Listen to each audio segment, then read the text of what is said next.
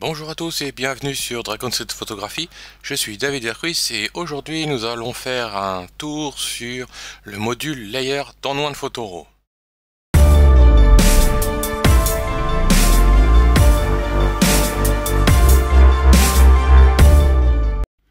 Alors pour découvrir le module Layer, j'ai choisi ici une photo un petit peu banale avec un ciel plutôt ennuyeux. Et notre objectif, ça va être de rendre un petit peu plus d'intérêt à l'image en changeant le ciel, chose qui est plutôt très classique en photographie. Alors au préalable, je vous conseille donc, comme toute photo en fichier RAW, de passer dans le module Develop, éventuellement le module Effet, mais surtout le module Develop en fait pour faire des retouches basiques, si ce n'est utiliser le module, le bouton Auto, aussi bien dans les couleurs que dans les tonalités, de façon à avoir un développement de base. Par contre, je vous conseille quand même deux choses: de ne pas développer trop en latitude votre photo, donc c'est-à-dire de ne pas trop forcer sur les couleurs, ne pas trop forcer sur les tonalités ou les contrastes, ou même encore la structure, de façon à se garder de la marge une fois la photo composite créée. Parce que sinon on va commencer à avoir des artefacts un petit peu partout et la photo va énormément être dégradée en qualité. Par contre, faire attention à ses hautes et basses lumières, équilibrer le contraste, équilibrer son point blanc, son point noir, donc les choses les plus basiques. Ça, c'est très important. Et surtout, pour ensuite avoir une bonne concordance des couleurs avec le futur ciel par exemple, d'avoir une balance des blancs la plus équilibrée possible. Donc par exemple ici, je vais essayer de voir si là je suis plutôt trop jaune. Donc en fait en auto c'était bien mieux. Voilà. J'ai pas de balance de couleurs avec une dérive. J'essaye d'être le plus neutre possible. Donc la petite astuce que j'avais montrée dans une vidéo, dans une autre vidéo, c'était de pousser par exemple la saturation au maximum et voir si on avait une petite dérive de couleur dans le trop jaune, le trop bleu, le trop vert, le trop magenta. Voilà, donc on n'est pas trop mal. Voilà, je la sature pas trop. Parfait. Donc ma photo étant développée de manière basique dans le module Develop, je vais cliquer dans le module Layer sur le petit bouton pour amener ma photo dans le module Layer. Donc de la photo RAW, on passe à un rendu en pixels, donc en PSD, de format Photoshop par défaut, dans le module Layer. Découvrons maintenant le module Layer. Donc, un peu à l'image de Photoshop, nous allons voir ici le panneau des calques, qu'on peut rétracter ou afficher toujours avec le petit icône en bas à droite, exactement comme dans les autres modules. On a l'opacité de la couche, ou du calque sélectionné ici. On a dans le même principe que dans Effect, les modes de fusion différents. Donc ça, ce sera pour fusionner un autre calque sur un calque sous-jacent. Ici le zoom, qu'on retrouve dans les autres modules aussi, avec les infos, les niveaux et la loupe. Alors la loupe, ça vous permet justement, par exemple ici je suis à 100%, de zoomer, mais avec mon curseur, je peux avoir en fait un zoom sur ce qui se passe dans mon image sans être obligé d'agrandir mon image énormément. On va voir que c'est très pratique pour voir les bordures. Vous voyez ici, sur la crête de ma montagne, j'ai un petit peu d'aberration chromatique. Voilà. Donc en fait, je pourrais aller les retravailler dans le module Develop et corriger ces aberrations chromatiques avant de faire une fusion de calque. Voilà, donc ici je vais zoomer un peu. Je vais voir sur les... Voilà. Non, les verts. Tirer le curseur des verts pour diminuer un peu mes aberrations chromatiques vertes. La crête de mon nuage, voilà, c'est déjà un peu plus propre. Et je retourne dans mon module Layer. Bien, donc, nous sommes maintenant prêts à changer le ciel. Sur notre côté gauche de notre module layer, on a tout un tas d'outils dont on va voir l'utilisation. Il y a des outils que vous connaissez déjà dans d'autres vidéos sur ma chaîne YouTube, qui sont ici l'outil d'effacement, le tampon, l'outil de correcteur localisé et l'outil de correction des yeux rouges. Donc ça, je ne vais pas revenir dessus. Je vous laisse aller voir les autres vidéos sur ma chaîne YouTube. Ici, on a la main, donc pour déplacer l'image lorsqu'on zoome dessus, par exemple à 50%, on peut déplacer l'image comme la main sur un papier. Voilà.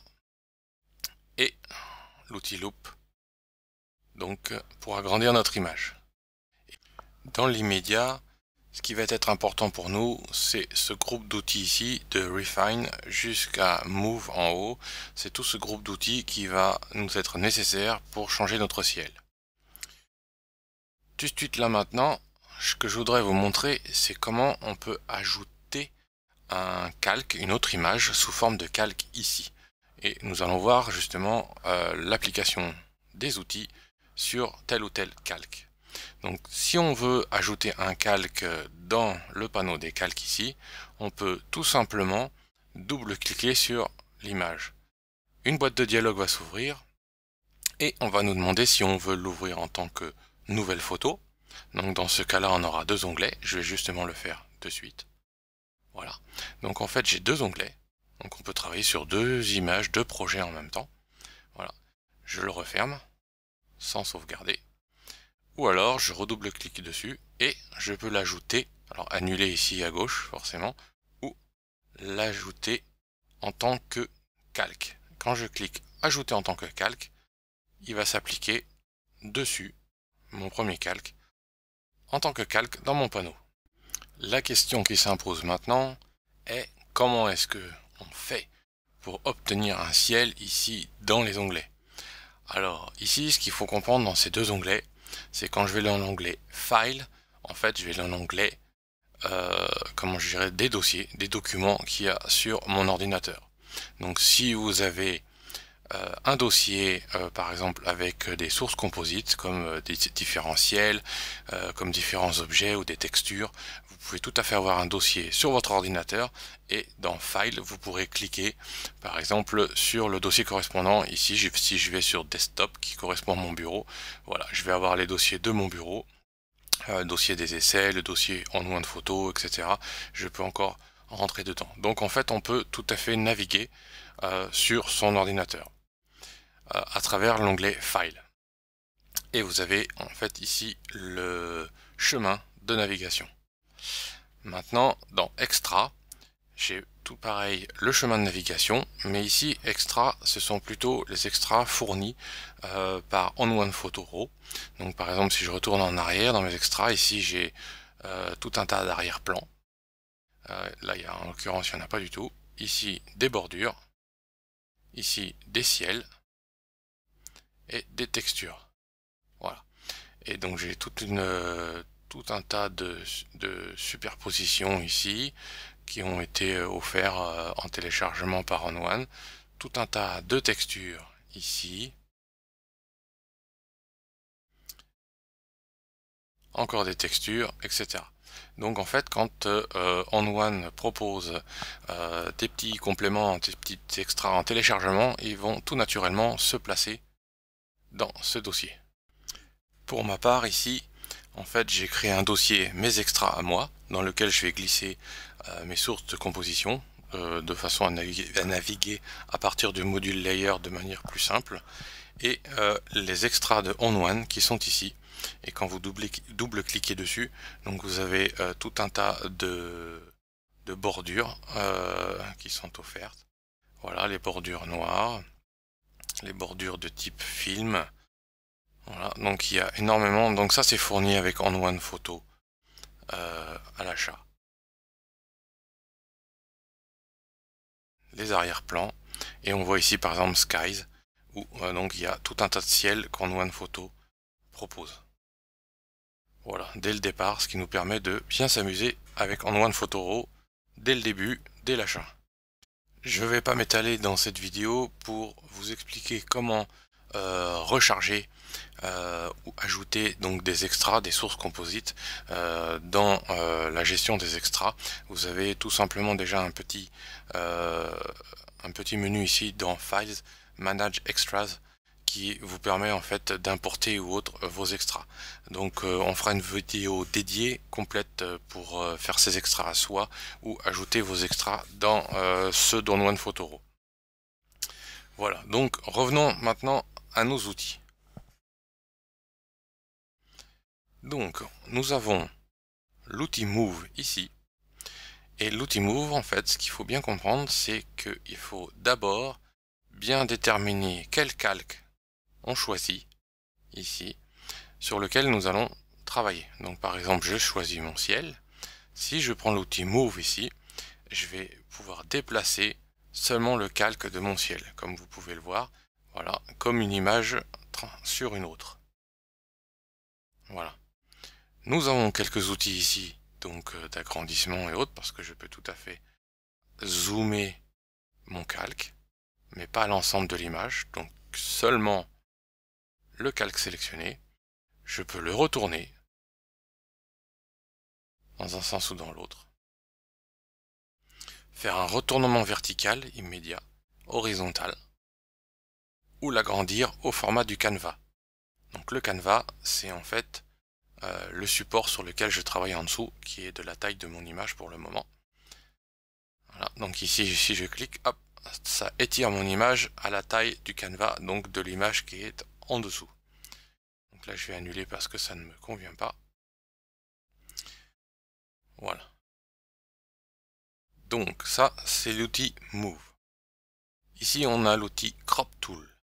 Crop Tool, c'est l'outil en fait qui permet de retailler l'ensemble de son document. Donc si je clique comme ceci et que j'applique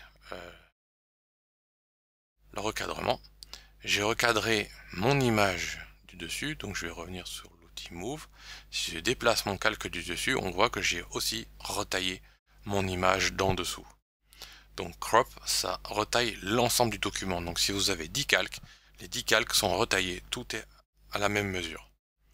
Là je vais revenir en arrière. Voilà. Donc pour revenir en arrière, commande Z. Une fois, deux fois, trois fois, autant que nécessaire. Et si je ne veux simplement retailler que mon calque sélectionné ici, je vais utiliser l'outil Crop Trim. Et en fait, je vais retailler, par exemple ici, seulement cette partie-là. J'applique, je valide, et j'aurai retaillé que mon calque. Oups. Une fois seulement, ça suffit. Je reprends mon outil main, mon outil Move, et je peux redéplacer le calque qui a été retaillé, mais pas celle d'en dessous. Voilà, donc ça c'est bien la différence entre les deux. Les ciseaux ici retaillent seulement le calque sélectionné, et l'outil de recadrement ici recadre tout mon document.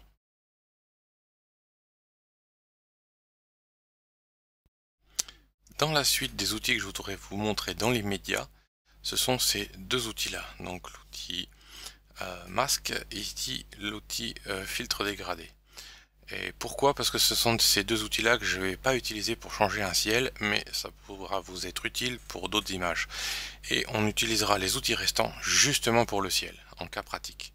Donc par exemple, je sélectionne bien mon calque sur lequel je veux appliquer un masquage. Je vais glisser mon outil de dégradé. Voilà.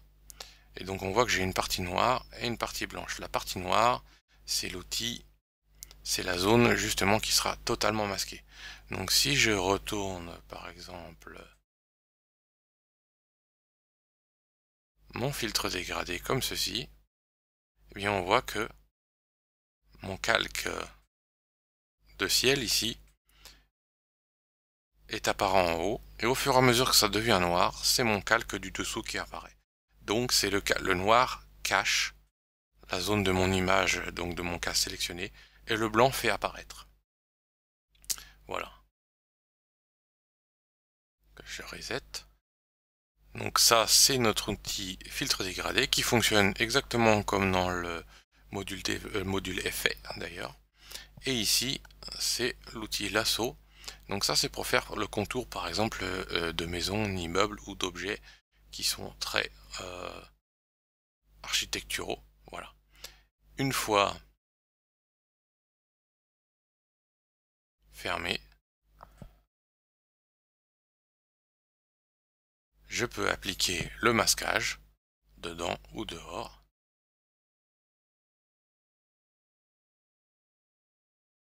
Voilà. Et donc la zone qui est blanche ici, donc la zone blanche ici, c'est parce que c'est noir sur mon masque. Ce qui est noir sur le masque fait apparaître ce qu'il y a en dessous. Ce qui est blanc sur mon masque fait apparaître le calque sélectionné. Voilà, donc ici vous avez le choix entre ajouter ou enlever.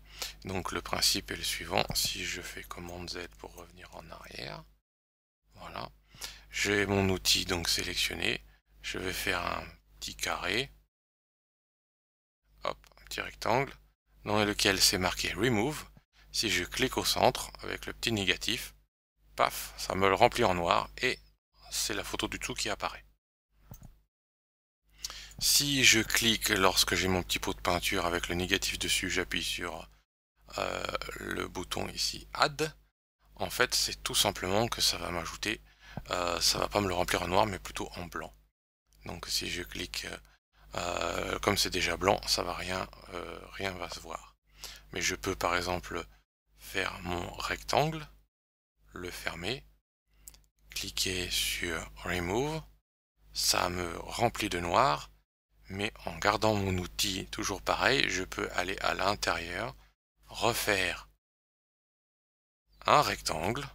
Donc ici, donc là je suis un petit rectangle dans mon masque noir. Et si je fais ici Add, ça me permet de le re-remplir de nouveau. Donc du coup, ce que j'ai fait, c'est que j'ai fait un cadre autour.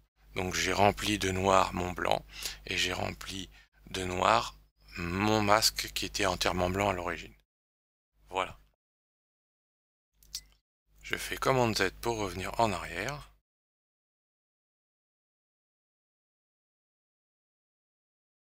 Voilà. Donc voilà pour les deux outils, filtre dégradé et le lasso polygonal. Donc tout ça c'est bien joli, mais nous n'avons toujours pas changé le ciel. Donc ici, ce ciel est particulièrement pas joli. Il traînait dans mes fichiers, donc il était pratique à utiliser là. On va le supprimer de mes calques. Je vais cliquer ici sur le petit moins et ça va me supprimer le calque. Voilà, je reviens à mon image de base et il me faudrait un ciel adapté. Donc je vais aller dans On One Extras, arrière-plan. Voilà, je vais aller dans les ciels. Et dans les ciels, il faut trouver donc un ciel qui soit de taille, de zoom, de perspective à peu près adapté à mon image ici. Sinon, on va avoir comme quelque chose qui ne colle pas. Les images ne vont pas pouvoir fusionner correctement ensemble.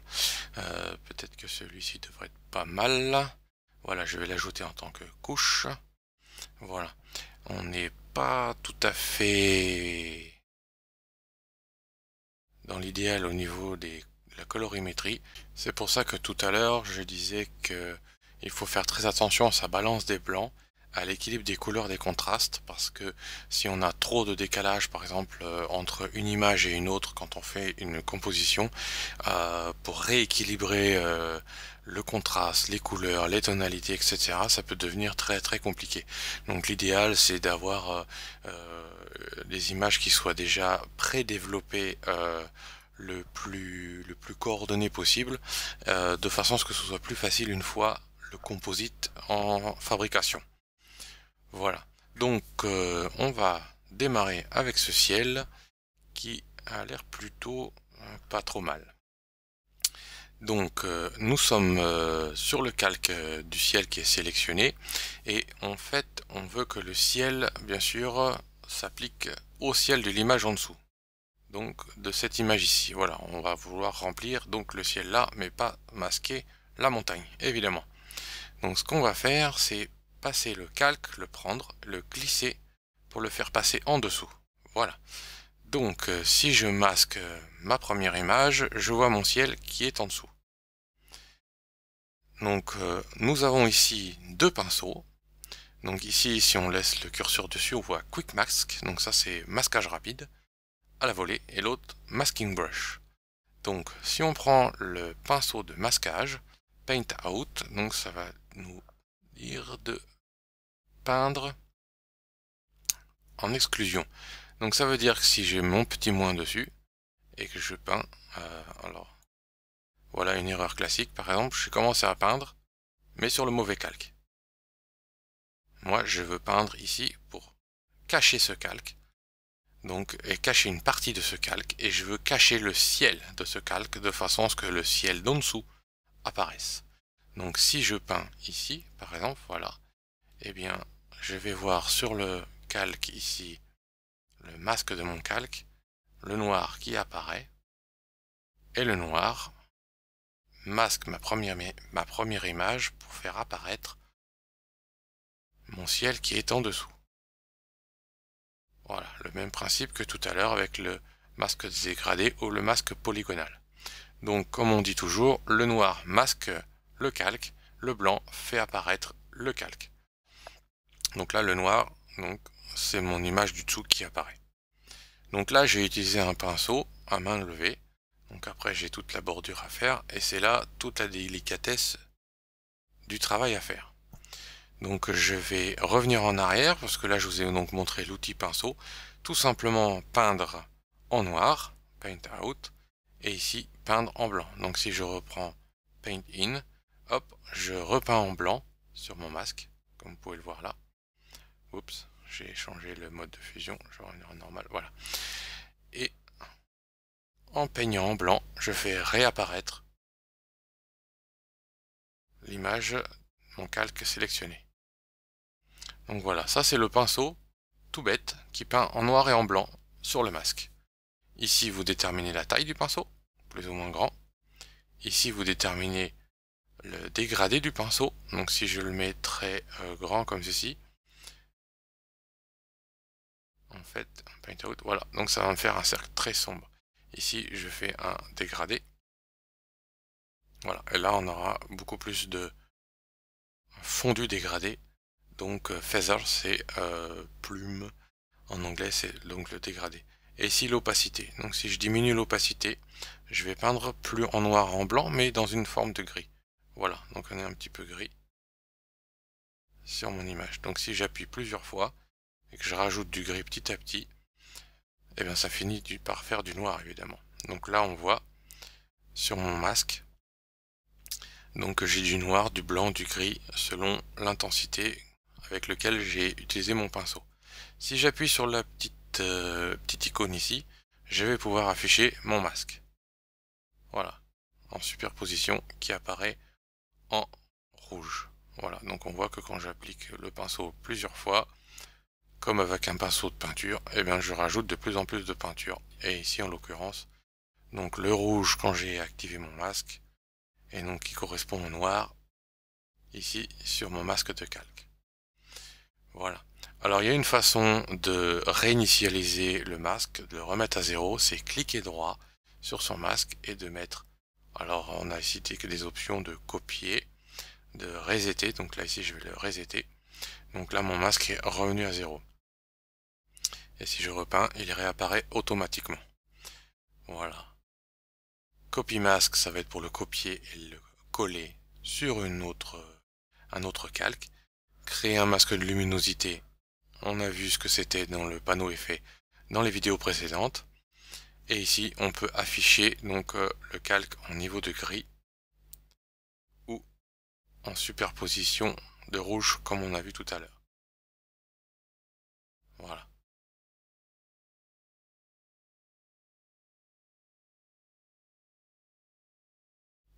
Donc je vais réinitialiser mon masque de calque. Voilà. Donc ça, c'est très bête, très simple. C'est donc le pinceau de masquage. Je vais diminuer un petit peu mon pinceau. Voilà. Maintenant, on a celui qui est le plus utilisé, par exemple pour le ciel. Pourquoi? Parce que nous avons des tonalités qui sont plutôt blanches. Le ciel est plutôt absent Donc en fait, ça sera pas trop compliqué quelque part pour le système automatique d'One Photo, d'ailleurs qui marche très bien sur les cheveux, sur les voiles ou autres des mariés, etc. Donc ici, je vais toujours me mettre sur le bon calque sur lequel je veux masquer mon ciel et je vais tout simplement faire le tour comme ceci à la volée de mon ciel. Voilà, donc le pinceau échantillonne toutes les tonalités, les couleurs, les contrastes qu'il y a, de façon à faire un calcul de toute la surface. Et quand je relâche, il va faire un calcul. Et voilà, toutes les tonalités, les contrastes et les couleurs qui sont proches de ce que j'ai sélectionné avec mon pinceau a disparu. Donc mon masquage a été fait presque automatiquement, d'où le nom de Quick Mask. Bien, maintenant, c'est pas tout ça, mais c'est loin d'être fini parce que ce n'est pas encore très naturel comme composition. Donc là par exemple je vais prendre mon outil loupe ici pour agrandir un petit peu et on voit que si on regarde de plus près on a des petites crêtes tout le long. Donc là j'appuie ma barre d'espace pour utiliser la main. Dès que je relâche ma barre d'espace je reviens sur mon outil initial. Donc ça c'est un petit truc très pratique pour pouvoir se déplacer à la volée tout en gardant son outil d'origine. Et là en fait on voit que le masquage automatique a très bien travaillé, m'a bien mâché le travail, sauf que ce n'est pas tout à fait fini, la fusion là n'est pas propre. Donc pour cela nous avons évidemment des outils. Si je vais dans les trois outils qui nous restent, il y a l'outil ici donc sur mon petit curseur. Si je laisse mon petit curseur, on a l'outil de affinage. Donc l'outil d'affinage c'est pour fignoler les contours justement. Et donc je vais aller dans la taille de mon pinceau que je vais réduire un petit peu. Voilà. Et si je vais proche de mes bordures, donc ça c'est pour faire recalculer avec précision les zones de transition. Donc je repasse dessus et on voit que One Photo va recalculer les bordures pour me les affiner. Par exemple ici encore. Voilà. Voilà, donc j'utilise mon outil main pour déplacer mon image. Ou alors je peux aller ici dans navigateur et déplacer mon petit carré. Voilà, c'est comme vous le souhaitez. Et mon outil main, en fait, pour garder mon pinceau ici d'affinage des transitions, j'appuie ma barre d'espace, la main apparaît et je relâche et je reviens sur mon outil originalement sélectionné. Voilà. Donc il me recalcule toutes les petites bordures. Voilà, on peut aller plus vite. Hop. Voilà, un petit peu là encore. Voilà. Et donc en fait, il recalcule et m'affine bien les transitions. Donc c'est déjà beaucoup mieux, mais c'est pas encore parfait. Et donc c'est justement ce qui va, les autres outils qui vont nous être utiles. Voilà, donc on l'a encore bien affiné la transition. Mais si on regarde de plus près, je vais essayer de zoomer au maximum pour voir si ça se voit à la vidéo. Voilà, on a toujours cette petite arête blanche qui est présente ici. Alors c'est là que nous allons utiliser l'outil ciseau, ici chisel en anglais. Et donc je vais rétrécir le chisel. Et ici je peux mettre la puissance de l'utilisation. Donc par exemple, qu'est-ce que ça va faire? C'est que ça va me raboter, justement, ça va me cisailler la petite transition de 1 ou 2 pixels qu'il y a entre les deux images. Donc par exemple, si je passe là, vous voyez, voilà, la transition est pas mal. Donc le taux de 1 ici suffisant. Si je mets beaucoup plus, en fait, il va carrément me le manger. Voilà, il va me manger, me rentrer dans l'image beaucoup plus fort. Donc là, c'est un petit peu violent, évidemment. Donc on va revenir à un niveau de 1 qui est pas mal du tout. Voilà, et quand je passe à un niveau de 1, je garde mon image et là la transition elle est quasiment nickel. Et je passe légèrement partout comme ceci, voilà. Le pinceau tout doucement, de façon qu'il n'y ait plus de transition visible. Alors, tout le travail est de garder la beauté de la montagne, des bordures et autres, tout en ayant une transition la plus réaliste possible.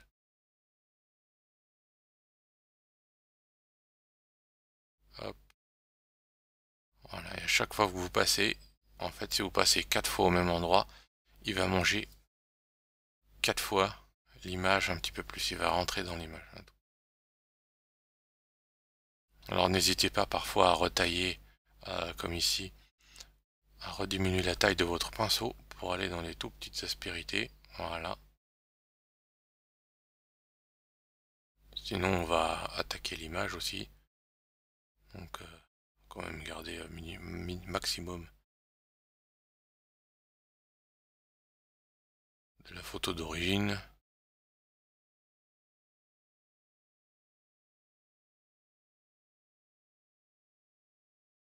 On va agrandir un petit peu quand même. Voilà. Donc voilà pour le ciseau. Je crois que vous avez compris le principe. Voilà. Je vais finir en accéléré.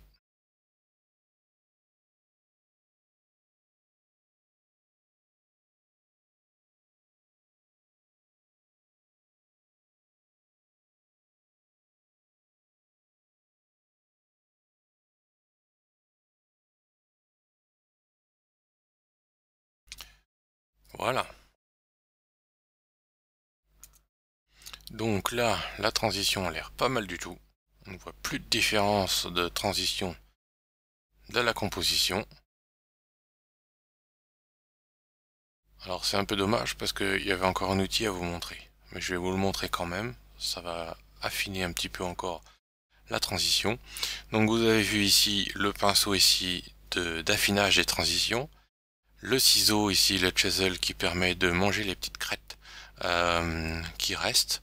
Alors plus ou moins, encore un tout petit peu là, voilà. Et ici on a encore un outil d'affinage, mais qui est Blur Mask Tool, en fait, qui est un outil comment je dirais, pour flouter. Voilà, j'ai un petit temps de latence avec la vidéo d'enregistrement. Voilà, qui est pour flouter la transition. Donc en fait, si je regarde le masque ici, si je passe le pinceau sur la bordure, ça permet de flouter le masque, et c'est ce qui permet de créer transition, parce que d'améliorer la transition. Alors ici, comme on est assez loin, ça se fusionne plutôt bien.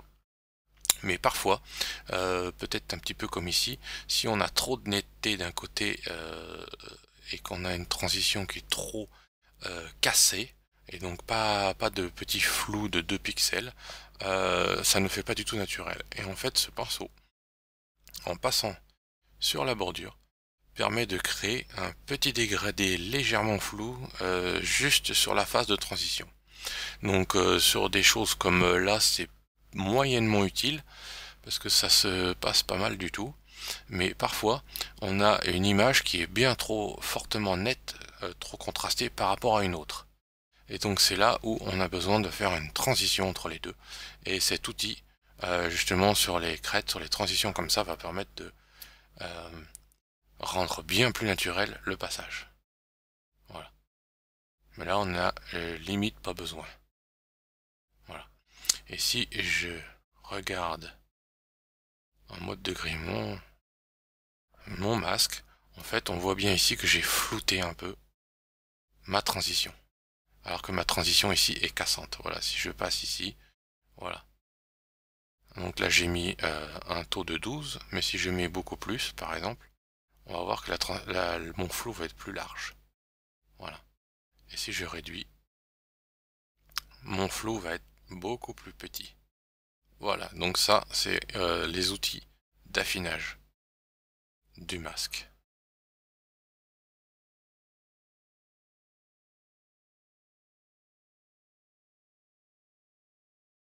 Voilà, donc on a les outils de masquage ici, que nous avons vu, donc le pinceau de masquage simple, le pinceau de masquage automatique, le masque dégradé, le masquage par le lasso polygonal, et ici les outils de fignolage de masque. Donc ici, donc le calcul de transition automatique, le ciseau qui permet de raboter les petites arêtes qui nous restent, et ici le floutage du masque. Voilà. Donc notre composition commence à prendre tournure. Donc pour l'instant, la fusion des images sur le plan technique n'est pas trop mal, mais sur le plan de la colorimétrie, ça passe pas encore, ça cloche. On voit bien qu'on n'a pas la même lumière, la même couleur et surtout la même balance des blancs, où on est beaucoup plus jaune et sombre, donc alors que ça devrait être plutôt clair et blanc par rapport au reste de notre image. Donc nous allons voir ici justement une option, la petite roue dentée, qui va nous transformer. Alors je vais sélectionner les deux calques. Pour sélectionner les calques ici, vous pouvez utiliser la touche Shift et donc sélectionner les calques que vous avez besoin et appuyer sur la petite roue dentée ici. Voilà. Nous avons maintenant une petite roue dentée qui apparaît de chaque côté, et ça en fait ça correspond au ça transforme nos images en Smart Object, Smart Layer. Voilà. Pour ne pas confondre avec Photoshop. Smart Object c'est Photoshop, Smart Layer c'est One Photo. Et le truc c'est que ça va nous permettre de rééditer, comment je dirais, de garder en mémoire les réglages que nous allons faire sur ce calque par exemple dans Effet ou Développe, et de pouvoir revenir dessus au besoin. Voilà, donc nous allons voir aussi les petits icônes qu'il y a ici. Tout à l'heure nous avons vu celui-ci pour supprimer le calque, donc là on va en l'occurrence pas le supprimer. On a vu la petite roue dentée pour transformer nos calques en Smart Layer. Donc ici je voudrais, d'ailleurs mon calque s'est interverti, voilà, donc un glisser-déposer intempestif. Voilà, donc là je voudrais ajuster mon ciel qui est trop jaune, donc je voudrais le ramener vers une couleur plus blanc dans les nuages pour que la tonalité corresponde avec mon image du bas. Donc une fois que j'ai passé mon calque en Smart Layer, je vais aller dans Effet. Voilà, donc mon image, mon calque de ciel est dans Effet, et ici je vais aller dans Tone Enhancer pour ajuster les tonalités. Et voilà, de manière automatique, il m'a déjà naturellement corrigé la tonalité de mes couleurs. Donc les tonalités plutôt pas mal, du coup je vais pas y toucher. Par contre je vais corriger un peu ma couleur. Et ma balance des couleurs, je voudrais une balance des couleurs qui soit un peu plus blanche. Voilà. Et là c'est un peu trop blanc. Donc par contre ma colorimétrie est bonne et je voudrais diminuer mon exposition. Voilà. Un petit peu moins flashy dans les bleus.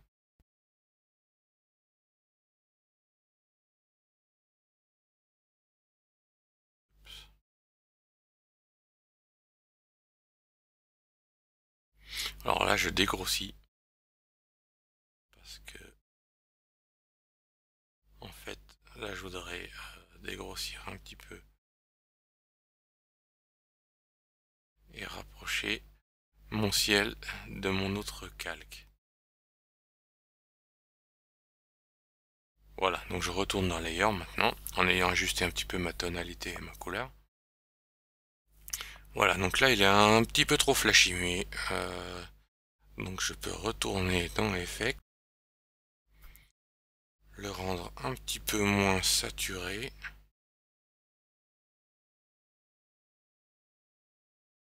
Et un petit peu moins de lumière.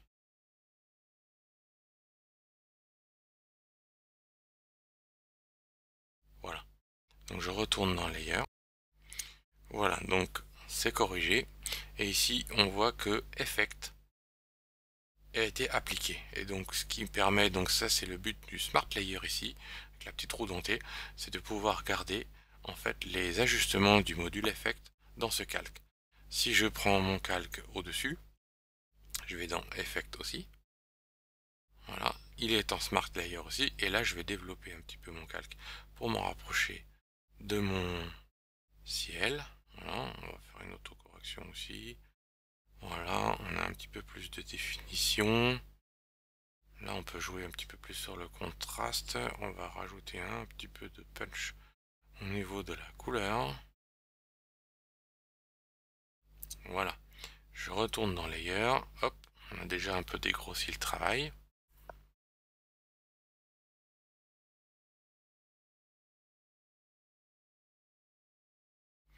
Voilà. Donc, on voit ici que j'ai aussi mes ajustements dans Effect sur mon masque. Voilà. Donc là, ça c'est bien le but donc du Smart Layer, c'est de pouvoir retourner dans mes calques, dans les modules et garder les ajustements et les retravailler autant que nécessaire. Si on n'utilise pas la fonction Smart Layer, donc la calque intelligent, quand on retourne dans le module effet ou dans le module développe, en fait on n'a pas mémorisé les effets ou le développement et on revient donc sur des ajustements qui ont été remis à zéro. Donc en fait c'est appliqué comment dirais, de manière définitive à l'image. Et là le Smart Layer garde l'historique, ce qui permet de rééditer les ajustements et de le corriger. Donc c'est quand même très important comme fonction. Donc pour finir, le ciel est quand même un peu flashy. Donc je vais aller sur mon calque de ciel, revenir dans Effet, rééditer justement, voilà, mon image, mon calque. Et en fait on voit que tous les curseurs que j'ai travaillé tout à l'heure ont été mémorisés. Sans le Smart Layer, je reviens en fait à un module complètement vide, sans aucun réglage. Donc là il est quand même un petit peu trop flashy. Ça correspond pas au reste de mon image. On peut baisser justement la tonalité. Là on est déjà un petit peu plus proche. Voilà. C'est un petit peu moins violent, un petit peu moins saturé. Voilà, je retourne dans Layer. Ça correspond un peu plus avec mon image source. Voilà, ça commence à être plutôt réaliste. Et maintenant, donc, je vais essayer de travailler l'ensemble de mon image. Donc, on a plusieurs possibilités. Ici, le petit icône, donc là, on va finir la découverte des petits icônes. La petite icône ici, c'est pour dupliquer le calque. Donc là, voilà, maintenant, j'ai dupliqué mon calque. Parfois, ça peut être utile de dupliquer le calque et d'appliquer un mode de fusion, par exemple. Comme ici, si je mets Soft Light, je baisse mon opacité autour de 60% et ça me donne plus de présence, plus de contraste, tout simplement à mon image. Voilà. Donc c'est parfois utile de dupliquer le calque, comme j'ai fait là. Ici, sur ce bouton-là, on fusionne les calques. Voilà. Donc en fait, on a fusionné les calques sélectionnés. Donc là, en l'occurrence, je ne veux pas le faire, donc je fais commande Z, je reviens en arrière. Et on a ici un petit pot de peinture qui est pour ajouter. Donc si je me mets sur la dernière image en haut, le calque supérieur, je clique dessus et cela va me permettre d'ajouter un calque rempli d'une couleur unie avec un mode de fusion et une opacité. Donc quel intérêt ça a? Ça c'est une truc et astuce des personnes qui font beaucoup de composition, de choisir une couleur et qui soit par exemple ici on pourrait prendre une couleur qui corresponde à la luminosité de notre image. Donc la luminosité de notre image, donc là c'est intéressant parce qu'on le voit à la volée. Donc si on a une image plutôt ensoleillée, on va plutôt s'amuser à aller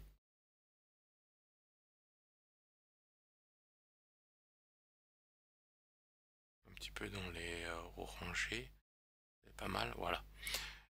Tac, voilà. Et donc ça va créer une certaine luminosité qu'on va passer en soft light par exemple. Et on va ajuster un petit peu l'opacité assez basse. Voilà. Et le principe, c'est que ça nous crée une uniformité de luminance et de colorimétrie de notre image. Voilà. Et si j'ajoute et que j'éteins, on voit que la lumière de notre soleil est légèrement jaune-orangé de ma couleur de remplissage ici. Et ça me permet d'unifier mon image composite. Voilà, donc après, tout ça c'est de l'affinage. Donc ici je peux jouer un petit peu sur le... Voilà, si je joue sur l'opacité de mon calque, c'est même à 30%, c'est même pas mal. Si j'en mets trop, ça fait trop ensoleillé, trop fort. Mais 30 c'est pas mal. Voilà. Avant, après, voilà, ça peut me créer une bonne fusion de mon image. Alors maintenant, il y a encore quelques petits détails que nous n'avons pas vus. Là, j'ai fait de cette manière-là, mais par exemple, on peut ne pas utiliser le principe de la couleur de remplissage ici, de sélectionner par exemple les trois calques qu'on veut fusionner ensemble et cliquer droit. Et en fait, sur cliquer droit, on va voir que on peut dupliquer, effacer, copier les masques de luminosité, fusionner les couches, donc les aplatir, les fusionner ensemble ou fusionner seulement celles qui sont visibles, éditer les couleurs, rééditer la couleur donc du calque ci-dessus, et on peut enlever le Smart Layer que nous avons appliqué tout à l'heure, et donc les réglages seront incrustés, appliqués définitivement à chacun des calques. Ici, la chose en général la plus utilisée, c'est New Stamp Layer, qui est en fait une fusion des calques qui vont être ajoutés au-dessus. Voilà, donc là, c'est mes trois calques que j'avais sélectionnés qui sont mis au-dessus. Donc si j'efface tous mes calques, j'éteins tous mes calques en dessous, voilà, on a le canevas. Et ici, on a donc mon image finale que j'ai fusionnée. Je réactive l'ensemble, voilà. Maintenant, il y a aussi, comme j'ai dit tout à l'heure, quand on sélectionne les trois calques ici et qu'on veut les aplatir, en fait, ce sera plutôt ici, là, la fusion simple. Donc, c'est pas une fusion tampon, là, c'est une fusion simple. Donc là, ça me les écrase tout en une. Donc, je vais avoir la même photo que là-haut, la même couche que là-haut, mais j'ai perdu tous mes réglages que j'ai fait, tout mon historique. Donc, ça peut être intéressant parfois, mais beaucoup de photographes aiment bien conserver leur travail étape par étape en cas de future correction, parce que parfois 8 jours après, 15 jours après, on se dit finalement c'est pas beau, on veut refaire autrement. Donc en fait on garde les différentes étapes de travail et on peut repartir par exemple sur une image entière fusionnée pour appliquer les réglages. Alors pourquoi je vous montre la fusion empilée? C'est justement parce que si on n'utilise pas le principe de la couleur de remplissage, on va passer en Smart Layer, voilà, et on peut retourner par exemple dans Effect. Dans Effect, je vais pouvoir, au même titre qu'une image seule, appliquer tout un tas d'effets. Je vais par exemple appliquer un contraste dynamique à l'ensemble de ma photo, voilà, un petit peu fort d'ailleurs, voilà. Voilà, rajouter un petit peu de contraste, ce qui fait que ça uniformise encore mon contraste. Tout léger, voilà. Le contraste est pas mal équilibré. Maintenant, ce serait plutôt la couleur qui serait bien d'équilibrer au maximum pour améliorer le réalisme. Par exemple, comme j'ai travaillé mon ciel, on peut peut-être jouer sur un petit peu la saturation, la vibrance. J'aime bien voilà, donc on peut peut-être pousser un tout petit peu la saturation des verts de la montagne. Et puis, peut-être ajuster un peu le ciel.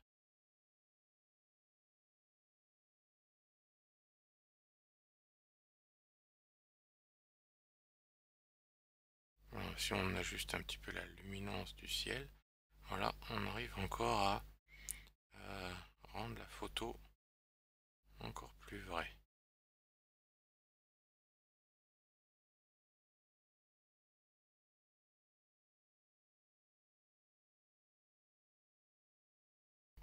Une petite vignette pour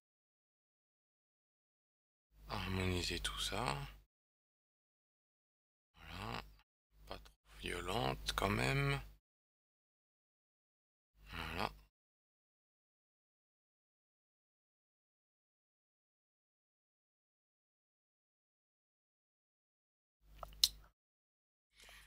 Donc je retourne dans Layer. Voilà, donc j'ai équilibré mon contraste, ma couleur sur l'ensemble de mon image. Alors j'aurais pu rajouter encore bien sûr tout un tas d'autres filtres, soleil, autres, mais comme j'ai ma couleur de remplissage ici d'uniformisation, qui est pas mal, je peux même la baisser un petit peu maintenant. Voilà, par exemple. Voilà, nous y sommes. Donc on pourrait encore faire pas mal de petites choses, mais nous avons fait, je pense, dans ces 50 minutes, un bon tour de tout ce qu'il était possible de faire dans Layer, et j'espère que cela va vous permettre de voir toutes les possibilités créatives que cela peut vous apporter, et il ne vous reste plus qu'à travailler et expérimenter tout ce qu'il est possible de faire. Bon courage et merci de me suivre sur Dragon Street Photographie. Je vous dis à très bientôt pour de nouvelles vidéos.